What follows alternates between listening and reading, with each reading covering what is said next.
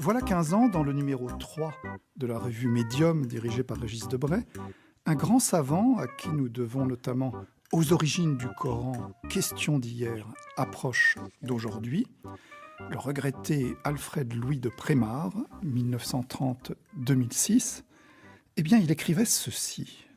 Nous savons bien, en dépit des affirmations contraires, que ce livre, comme les autres, a des auteurs, nous dirions aujourd'hui des rédacteurs, et qu'il a une histoire. Mais cette histoire a abouti à un fait massif, significatif de la manière dont le Coran est reçu par les musulmans. La moindre citation qu'ils en font est précédée par un « Dieu très haut a dit ». Fermez les guillemets. Cet article, intitulé « Le Coran ou la fabrication de l'incréé », démontre comment le monde musulman a fini par se faire le prisonnier de son corpus, qui consignerait la parole même de Dieu révélée aux prophètes dans la nuit des temps par le truchement de l'ange Gabriel. Cette descente du Coran, que la tradition appelle donc incréé, est en réalité, bien entendu, issue d'un long travail d'inscription, de sélection et de composition. Transmettre et transformer ne font qu'un. Notre interlocuteur de ce dimanche partage une telle optique. En duplex de Lausanne, voici Sami Aldeb, professeur des universités, invité à enseigner en Suisse, en France ou en Italie. Sami Aldeb, vous êtes à la fois traducteur du Coran, en français, anglais et italien, Coran que vous avez par ailleurs édité en arabe. Alors pour commencer d'ouvrir ce cercle fermé qu'est trop souvent le Coran, nous allons tout simplement examiner un tel texte, plus incomplet qu'incréé, oserons-nous dire à ce micro, en faisant fi du caractère sacré pour ne nous en tenir qu'à la philologie. Arrière le canonique, place à l'exégèse. Impossible d'épuiser le sujet en une petite demi-heure, nous nous en tiendrons à un rapide forage, à un carottage textuel. Premier point que je voudrais que vous puissiez résumer pour nous, Sami Aldeb, celui de l'ordre chronologique auquel il faut bien soumettre le Coran. La constitution du Coran est un assemblage humain, collectif et politique. Pouvez-vous rapidement nous en résumer les étapes, Sami Aldeb ? Alors, nous allons traiter d'un texte et non pas de l'aspect religieux soi-même. Alors, le chercheur n'est pas tenu par les dogmes du croyant, comme le croyant n'est pas tenu par les idées du chercheur. Alors, on est dans deux domaines séparés. Alors, le texte du Coran dont on dispose, selon la tradition musulmane, il a été recueillis ou assemblés 15 à 20 ans, selon la tradition musulmane, après la mort de Mahomet. Mais probablement, la version dont on dispose aujourd'hui date de 2 à 3 siècles plus tard, dans la forme actuelle. Et les musulmans, donc, ou ceux qui ont rédigé ce texte, en se basant sur des témoignages ou sur d'autres éléments dont ils disposaient, ils l'ont organisé d'une façon très drôle. C'est que c'est un Coran qui comporte 114 chapitres et au lieu de les mettre par l'ordre de révélation, conception musulmane évidemment, à laquelle je n'adhère nullement, ils ont mis ces chapitres plus ou moins selon leur longueur. Alors on ne sait pas quand est-ce que la révélation commence, où est-ce qu'elle se termine. Alors en réalité, tout ça c'est une illusion optique. Le Coran c'est un copier-coller de différents textes qu'on a arrangés dans des chapitres, donc 114 chapitres. Mais les chercheurs ou les savants religieux musulmans, tombant sur des normes juridiques, autre aspect, ils ont dit non, on va essayer de classifier, ne fût-ce que théoriquement, ce Coran entre partie mécoise, qui est moins violente, et la partie médinoise, qui est violente et juridique. Mais celui qui achète le Coran dans les marchés, il dispose d'un texte où on a le texte mélangé, sans distinction entre médinois, ce qui est révélé à la Médine, et un texte mécois qui était révélé à la Mecque. Alors, le travail que j'ai essayé de faire, c'est de remettre tous ces chapitres dans l'ordre chronologique selon les instructions de l'Azhar. Ça a un sens pédagogique, pas nécessairement historique. Ça veut dire, ça indique comment ont évolué les concepts du Coran d'un texte plus ou moins universaliste où le Coran s'adresse aux humains à un texte plutôt ségrégationniste où il va s'adresser plutôt aux croyants qu'il va opposer aux mécréants. Voyez, cette division du Coran entre Mécois et Médinois permet aujourd'hui de s'en sortir des problèmes qu'on a. Alors, faut-il se tenir à un texte mélangé dans la forme actuelle qui, on ne sait pas s'il est violent ou pas, parce qu'on a un verset tolérant à côté d'un verset très violent, et ainsi de suite, ça se mélange. Ou est-ce qu'il faut-il se tenir à ce qui a été révélé en dernier lieu, ou se tenir seulement à ce qui a été révélé en premier, qui est au moins violent. Alors, matériellement, la publication d'un Coran par ordre logique permet de distinguer quelle est la partie violente, quelle est la partie non violente. Distinguer, vous le dites, Sami Aldeb, c'est tout l'art qu'il faut déployer, mais le texte lui-même, faut-il préciser, a un aspect qui oblige à distinguer, ne serait-ce que parce qu'il n'y a pas véritablement de coupure, de césure, de ponctuation, dirait-on, dans un tel texte. Oui, alors si on passe à l'aspect formel du Coran, quand on dispose d'un Coran en langue arabe, normalement les musulmans ils disent « Ah, vous ne parlez pas l'arabe, donc vous ne comprenez pas le Coran ». En réalité, si vous lisez le Coran en français, c'est beaucoup plus simple que de le lire en arabe. Alors, le texte arabe qu'on a, c'est un peu au kilomètre. C'est un texte compact, il n'y a pas de paragraphe, il n'y a pas de point, il n'y a pas de point-virgule. Il y a certes quelques signes, mais qu'il faut vraiment des microscopes pour pouvoir le voir. Et certains versets comportent plusieurs phrases ou certains versets comportent des parties de phrases qu'il faut compléter par une phrase ultérieure. Alors, voilà un problème énormément problématique pour les traducteurs parce que le traducteur doit pouvoir quand même présenter un texte français ou anglais ou italien qui soit lisible et mettre des points et des points-virgules, alors que le texte arabe n'en a pas. Vous voyez ? Et ce texte arabe, Sami Aldeb, a d'autres pièges, si j'ose dire, ne serait-ce que dans les lettres de l'alphabet arabe qui, du fait de cette absence de ponctuation et de signes même, peut prêter à confusion. Je crois que vous avez, dans un article, recensé jusqu'à 23 des 28 lettres de l'alphabet arabe qui sont des espèces de choses-trappes, Sami Aldeb. Exact, exact. L'alphabet arabe a 28 lettres. Il faut savoir qu'en arabe, il n'y a pas les majuscules et les minuscules, ce qui encore rend plus difficile la lecture du Coran parce qu'on ne sait pas déterminer il est où le début de la phrase. Et 23 sur 28 lettres sont équivoques. Et en plus de cela, on n'a que 3 voyelles longues et les voyelles courtes, ils sont désignés par des accents. Des accents au-dessus ou en dessous des lettres. Et le problème, c'est que les anciens manuscrits dont on dispose du Coran et sur lesquels on a établi le nouveau texte coranique ne comportent ni point ni accent. Et ce qui ouvre la voie à des variantes. Alors, le Coran dont on dispose comporte 6236 versets, 6236 versets selon l'édition du Caire, sachant qu'au Maroc, le nombre des versets est différent. Le nombre de versets au Soudan, par exemple, il est différent. C'est le même texte, mais on a découpé différemment les versets du Coran. Alors, le Coran de l'Empire ottoman est différent. Alors, cette absence d'accent a introduit ce qu'on appelle les variantes. Les variantes. Chacun a essayé de lire ce texte squelettique, sans accent, sans point, à sa manière.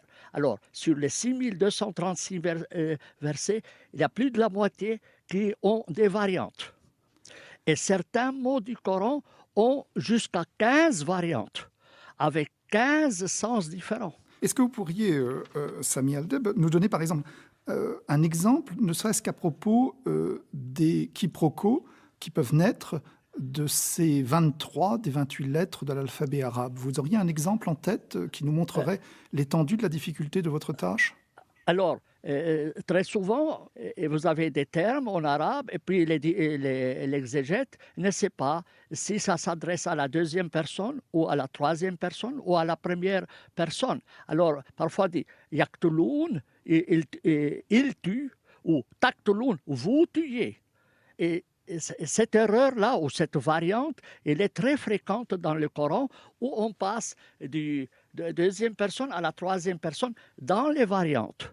Mais il faut savoir que les textes que vous achetez dans les marchés ne comportent pas ces variantes. Vous allez trouver ces variantes seulement dans les grands commentaires de plusieurs volumes ou dans les ouvrages spécialisés, mais on vous offre un texte purifié devant lequel vous êtes obligé de travailler, avec lesquels vous devez travailler. Et le croyant, généralement, ne s'intéresse pas au sens du Coran. Il faut savoir que 80% des musulmans ne comprennent déjà pas l'arabe. Vous voyez? Et 20% du texte du Coran est incompréhensible même pour un arabe. 20% du texte coranique est incompréhensible pour un arabe universitaire. Pas seulement cela, donc pas n'importe quel arabe, mais même les grands exégètes. Il y a des versets qui ont jusqu'à 20 interprétations contradictoires. Mais alors ces interprétations contradictoires, Sami Aldeb, viennent aussi, bon, bien sûr de l'orthographe qui n'était pas encore fixée, mais ça c'est assez simple à comprendre, mais de ces formes de substitution, ou bien de verbes, ou de substantifs, ou de pronoms, qu'on appelle en langage savant l'énalage. Et là, nous avons un véritable casse-tête, si j'ose dire. J'aimerais que vous puissiez nous en donner quelques exemples, Sami Aldeb. Alors, pour comprendre l'énalage, c'est, si vous permettez l'expression française qui est connue en France, mais qui a un peu un caractère raciste, c'est du français de petit nègre. Ah oui. Vous voyez? Alors, au lieu de « nous travaillons », vous allez dire « nous travaillons ».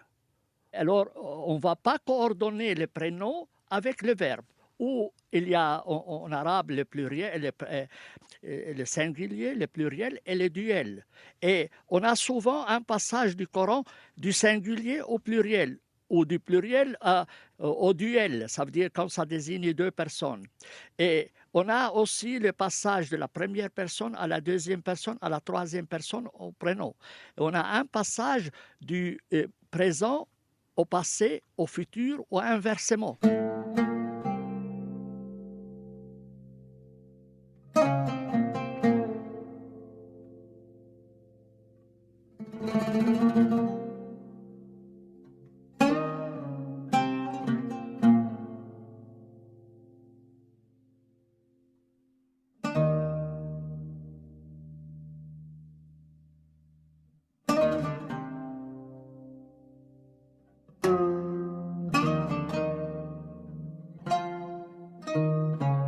Sami Aldeb, ce qui est très intéressant, et ce que vous prouvez, c'est que, en plus de tout ce que nous avons dit, l'orthographe non fixée, etc., il y a des absences totales de liaison ou de transition dans le texte, ce qui fait qu'on aboutit à des lacunes et des incohérences extrêmement curieuses. Et je voudrais qu'on puisse donner, par exemple, un exemple ou deux de lacunes du Coran telles que vous les avez repérées. Oui. Je prends un exemple. Je vous lis le texte. Tout comme des croyants répugnaient que ton Seigneur t'ait fait sortir de ta maison avec la vérité pour le combat, de même, un groupe des croyants répugne la sortie. Bon, c'est difficile déjà là, mais il faut que je lise maintenant ce qu'il y a. C'est-à-dire que ton Seigneur t'ait fait sortir de ta maison avec la vérité, de même, un groupe des croyants répugne. Il manque, tout comme des croyants répugnaient, il manque pour le combat, et il manque, les derniers mots, la sortie. Cet exemple tiré de je ne sais plus quelle sourate. C'est le chapitre 8, le verset 5. D'accord. C'est exact. Alors, en fait, je vais vous expliquer. Quand on édite un livre ancien, on utilise des parenthèses avec 3 points pour indiquer qu'il y a une lacune dans ce texte. Cette lacune peut provenir de plusieurs raisons. Soit que l'auteur a le trouble du langage, et ça c'est connu en psychologie, soit que dans le processus d'assemblage du Coran, il y a des passages qui ont sauté. Et alors, d'après, si on lit les sources chiites et sunnites, on peut estimer que le Coran actuel ne représente qu'un tiers du Coran original. 2 tiers du Coran est perdu. Alors, avec ce qui est en resté, ils ont essayé de coller. Vous voyez, c'est comme si vous trouvez des morceaux d'une carafe cassée, mais il vous en manque quelques-uns. Alors, vous allez un peu essayer de combiner cela. Ce n'est pas très harmonieux, mais bon, vous voyez un peu la forme. Vous comprenez? Alors, malheureusement, quand vous éditez le Coran en arabe, vous n'osez pas mettre 3 points avec des parenthèses, parce que vous allez dire aux gens, écoutez, le Coran lui manque quelque chose. Et c'est très fâcheux, évidemment, pour les musulmans de dire comment ça, le Coran lui manque des choses. Mais un chercheur est obligé. Alors, les traducteurs, surtout, il est obligé de donner un sens à la phrase. Alors, et les exégètes eux-mêmes se sont heurtés à ça. Alors, ils disent, bon, d'accord, là, en fait, il faut lire ceci et cela. Et eux-mêmes ont essayé de compléter sans prononcer le terme lacune. Parce que s'ils disaient c'est une lacune, c'est plus ou moins un blasphème. Ça veut dire que le Coran n'a pas été conservé comme Dieu l'a voulu. Mais alors, vous insistez aussi, Sami Aldib, sur des formes de, non pas de lacunes cette fois-ci, mais d'incohérence. J'en citerai juste un exemple. Dans un verset 4.3, « Si vous craignez de n'être pas équitable envers les orphelins », ça c'est quelque chose qui est à part. Mais ensuite, oui.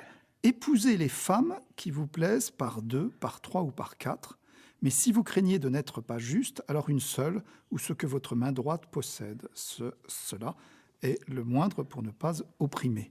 Donc, ce que vous avez indiqué en rouge dans un article que les auditeurs pourront retrouver sur le site de Tirtalang, un de vos articles concernant le Coran, cette fois-ci les incohérences du texte coranique, si vous craignez de n'être pas équitable envers les orphelins, virgule. Là, oui. là, ça pose un véritable problème, parce que si on commence par épouser les femmes qui vous plaisent par 2, etc., vous voyez, donc vous pourriez nous expliquer... Alors, en fait, ça, c'est un verset important, parce que c'est le verset qui permet la polygamie. Mm-hmm. C'est le verset de la polygamie. Et vous pouvez épouser 1, 2, 3 ou 4.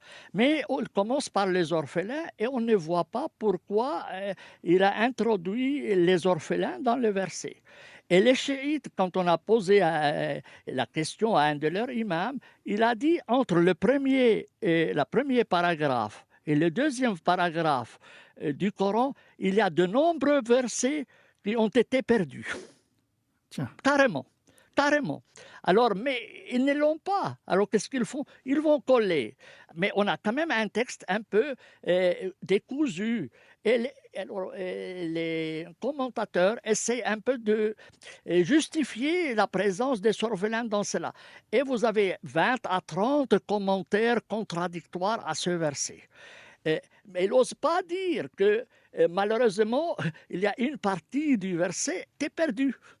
Vous voyez, et ce n'est pas le seul cas. Alors, dans le Coran, on peut estimer le nombre de versets qui ont des lacunes, les lacunes, à 700 versets. Sur 6236 versets, ça veut dire plus d'un dixième des versets du Coran ont des trous et qui rendent la compréhension du texte impossible. Et moi, j'édite le Coran en arabe pour aider les traducteurs que je suis à présenter un texte. Alors, c'est un vrai cauchemar.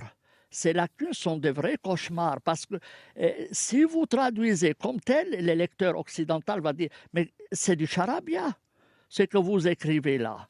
Vous comprenez? Ils vont dire, c'est du charabia, ce n'est pas possible. Quel est le lien entre le début et la fin de la phrase? Alors, vous êtes obligé de expliquer dans les notes, là, il y a un problème, il y a quelque chose qui manque, ou utiliser des parenthèses avec des traits ou avec des points.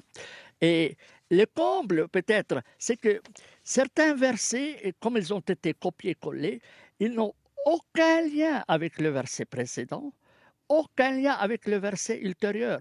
Et là, vous avez dans ce verset-là un passage d'un verset qui n'a aucun lien ni avec le verset précédent, ni même avec le corps du verset lui-même. Donc, les orphelins n'ont rien à voir dans cette histoire. Et Absolument. Et je voudrais terminer, si vous voulez bien, Sami Aldeb, avec quelque chose qui ajoute au cauchemar. Je reprends votre expression. Il ne s'agit pas là de lacunes, de trous, de manquements, mais il s'agit au contraire de rajouts pour des questions de souffle, de rythme et de rime, surtout de rime, ce qu'on appelle, je crois, en arabe, tashil, et qu'on pourrait traduire tazil, qu'on pourrait traduire en français par la fin, le dernier élément, la terminaison ou même la queue, comme on dit parfois. Et là, nous avons, je voudrais juste donner un exemple, 22-52. Nous n'avons envoyé avant toi ni envoyé ni prophète qui ait souhaité sans que le Satan n'ait lancé le doute dans son souhait. Dieu abroge ce que le Satan lance, et puis Dieu rend décisif ses signes. Et il y a une sorte d'ajout, Dieu est connaisseur et sage. Alors, en fait, le Coran se distingue, le style du Coran se distingue par ses rimes. L'auteur du Coran n'était pas un bon poète. Vous savez, la poésie arabe est fameuse pour ses rimes avec les pieds, avec le nombre des pieds. Alors, les versets du Coran finissent par des rimes, mais il n'a pas le nombre des pieds. Et pour pouvoir rimer cela, il a dû ajouter des phrases. Alors, à premier abord, si vous ne vous rendez pas compte de ce phénomène, vous dites « Tiens, mais quel est le rapport entre cette phrase et la précédente ?» Alors, là, si vous êtes un interprète, vous n'allez pas dire « Non, ça a été rajouté. » Mais quoi? On a ajouté cela? Comment ça? C'est comme si on dit la cerise sur le gâteau. Mais non, mais ça n'a pas de sens. Alors, les savants musulmans l'ont dit. Ça s'appelle le tazil, ça veut dire la queue. Mais malgré cela, ils n'osent pas dire que c'était en fait des extraits intrus afin d'enjoliver la tonalité du verset. Mais ça n'a aucun rapport avec le verset précédent, ou rarement. Alors, par exemple, le verset que vous avez cité, il fait partie de 3 blocs, alors qui se finit par Karim, Jahim, Hakim. Alors, il a dû trouver quelque chose qui sont la même chose. Ou un autre verset, un autre exemple, Mita al-Ghurur, min azm al-Umur. Alors, il va toujours ajouter des queues à la fin des phrases. Et ce phénomène est très fréquent dans le Coran. Malgré ça, les musulmans se trouvent gênés en cela. Il va toujours essayer de trouver un lien entre cette queue et le corps du verset.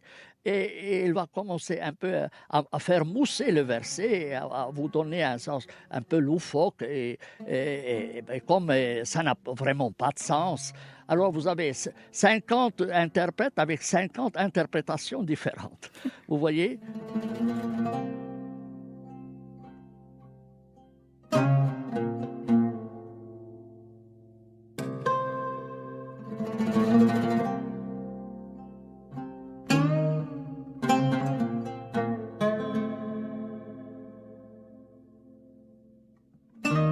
À travers votre accent légèrement suisse en français, Sami Aldeb, je voudrais terminer cette émission par une très rapide forme d'égo linguistique. Vous êtes arabophone, je crois que vous êtes d'origine palestinienne, vous vivez en Suisse.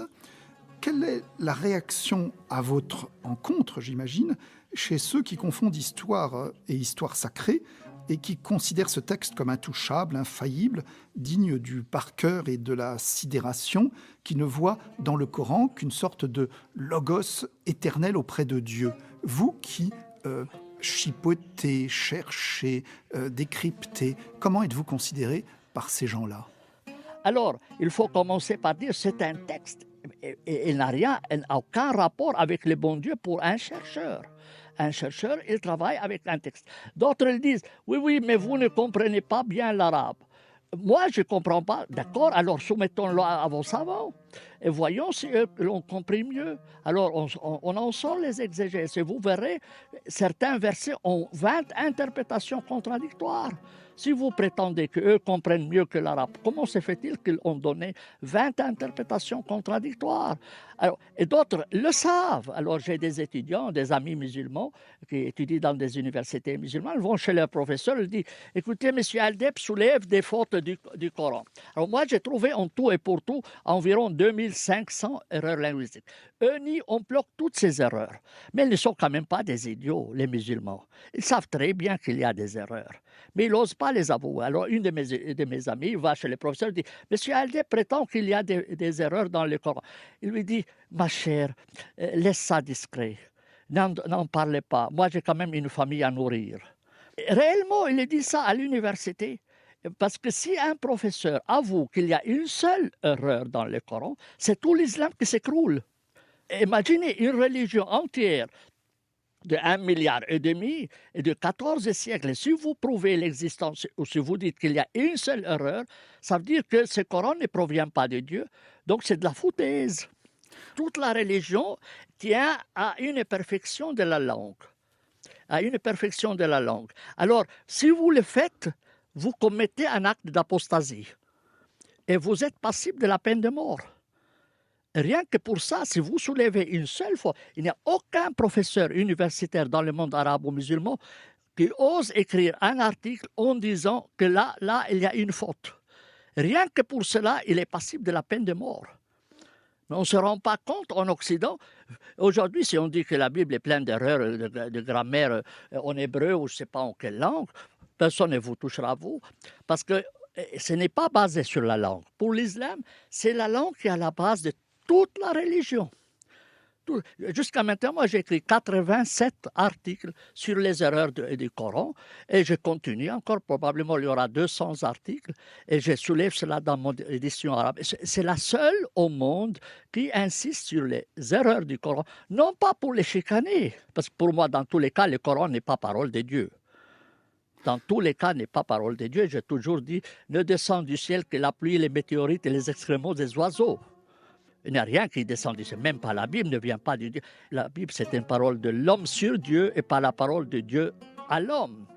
Mais eux ne peuvent pas concevoir cela. Voilà.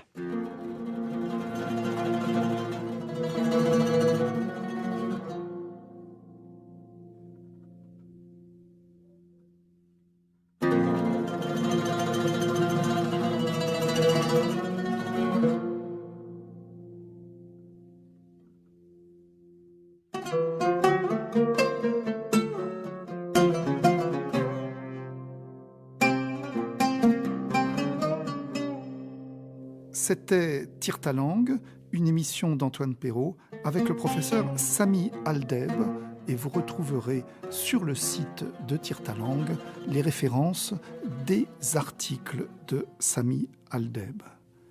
Prise de son Alain Joubert, réalisation Laetitia Koya. Un grand merci à Thierry Beauchamp. Je vous rappelle que vous pouvez réécouter, télécharger, voire commenter en ligne cette émission sur le site de Tire ta langue, niché dans franceculture.fr.